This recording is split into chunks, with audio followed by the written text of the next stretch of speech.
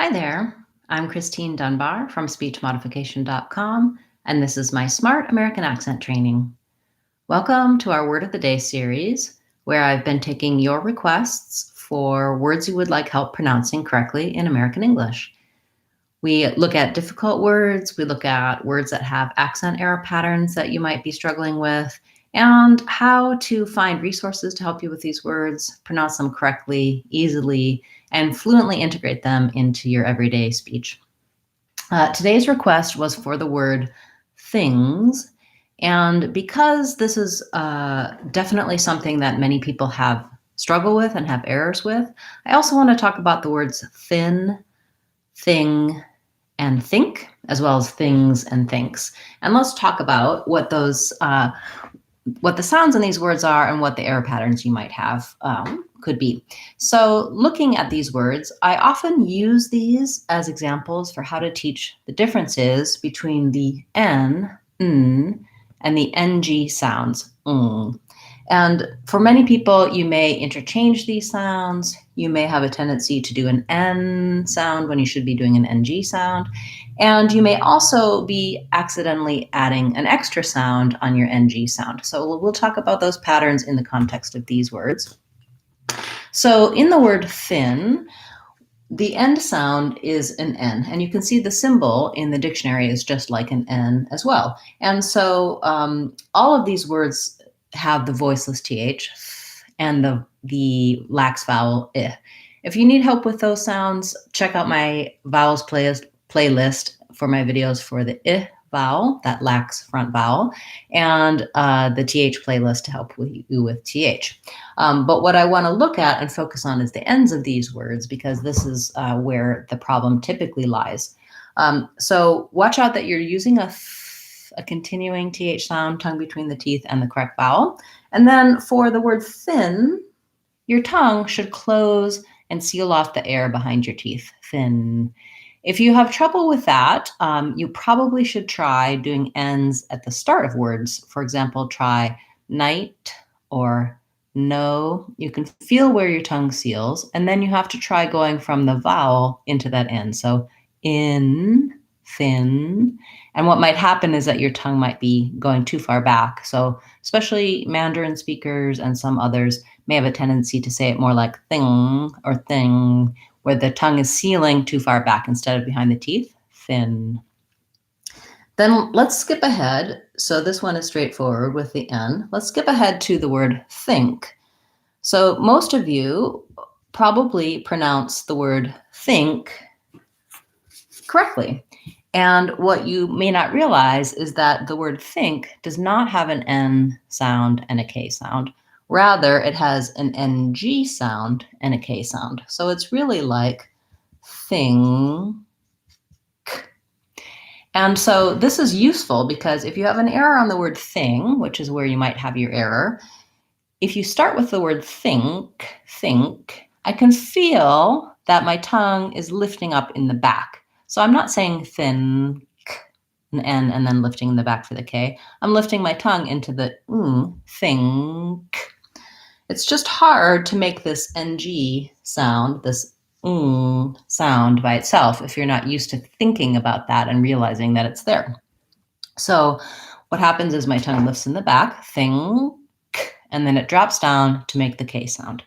So then when I go to make the sound or the just the NG sound on thing, I have just the NG with no K.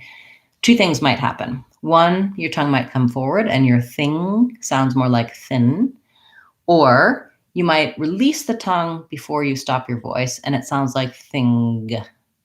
Either you think that you're supposed to say a G on thing, which you're not, or it just makes that little sound because when I say thing, and I release my tongue with noise, it sounds like a little G or a little K. So depending on your native language, whether you have this NG sound, how it works in your native language, there's a couple different errors that can happen. So what I recommend is trying to feel that NG lift in think, and then thinking about saying the word think, but just stop your airflow, stop your voice before you say the K. So I'm going to think about think. I'm going to say think, And I'm not going to let my tongue drop down. And then I won't have any g or k sound. Thing, thing. You can look at, I have several videos explaining the differences between N and NG and videos to help you just with the NG sound. But that's what I wanted to highlight here in the difference between thin, thing, and think. My tongue is doing 3 different things, and there's 3 different groups of sounds: the N sound, NG, and NG and K sound. So when I'm trying to make these plural, the words things and thinks do 2 different things. So the word things, the NG sound is voiced. My voice is on. And so when I add the letter S, it says Z. So things should have a voiced Z sound. If you struggle to do that, try saying things are. Think about that Z going on to the next word. You can just try zar, things are. And by linking, it should be easier to get the voicing on the Z sound.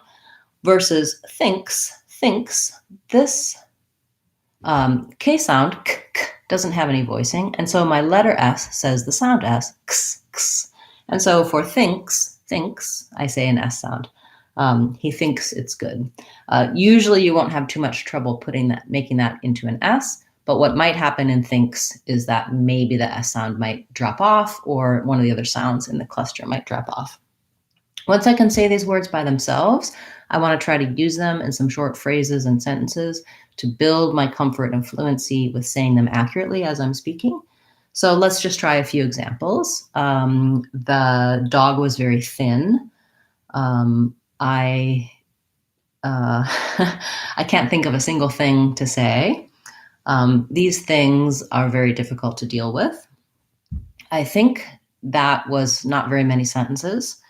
He thinks it was enough sentences. Okay, so of course, build more sentences than just a single sentence and practice the words a lot to get solid in that pronunciation. But now you understand what you should be doing. If you need more help with any of these sounds, as I said, I do have videos to help you with the N and NG sounds as well as plurals. So I hope you'll check those out on speechmodification.com or here on the channel page, Speech Modification Seattle. Thank you so much for the request for this word and for all of you who have been sending me your requests. If you have a word you'd like help with, please feel free to leave it in the comment for this video or any of my videos. And you can also attend our Friday live classes where I'll answer your questions about pronunciation, intonation, and American accent live. Those happen on Fridays at 12 o'clock Seattle time, 3 o'clock Eastern time, and you can watch the replays later on Facebook and also on our channel page. Again, thank you so much for all of the great requests. I have a great list now, and I'll keep doing these words of the day every day until I run out of words to do or you get tired of them. So if you made a request and you haven't seen your word yet, don't worry, I have it and I will be covering it soon. And in the meantime, I usually try to give you some resources to help you from my practice site and from my website, videos that you can watch to help you with the sounds in your particular word. I'm Christine Dunbar from speechmodification.com. Remember, if you want to sound American, you can do it. speechmodification.com. Bye, guys. See you tomorrow.